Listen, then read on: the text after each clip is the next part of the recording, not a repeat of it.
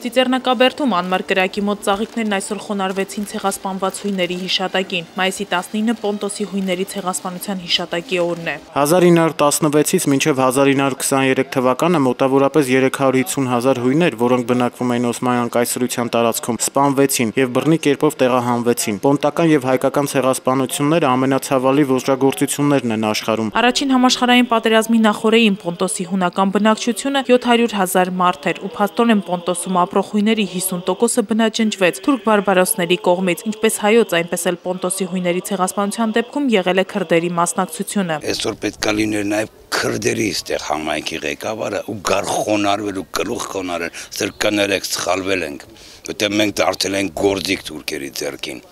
Եթե քրդական գելոտինը չլիներ, այդ ցեղասպանությունները թուրքը չէր կարող իրականացնել։ Նախորդ տարի Հայաստանի ազգային ժողովն ընդունել է հայտարարություն, որով դատապարտել է Օսմանյան Թուրքիայի կողմից հույների եւ ասորիների նկատմամբ իրականացված ցեղասպանությունը։ Ծիծեռնակաբերդում ազգությամբ հույն ազգային ժողովի փոխնախագահ Էդուարդ Շարմազանովը հիշեցնում է, որ դարաշրջանի ցեղասպան քաղաքականությունը դեռ շարունակվում է։ Այսօր էլ Թալիաթի եւ Քեմալի հետնորդները փորձում են ցեղասպան քաղաքականություն իրագործել Արցախի հանրապետությունում։ Բայց դա նրանց չհաջողվեց, ունենք եւ ունեցել ենք երկու զենք։ Դա խաչն է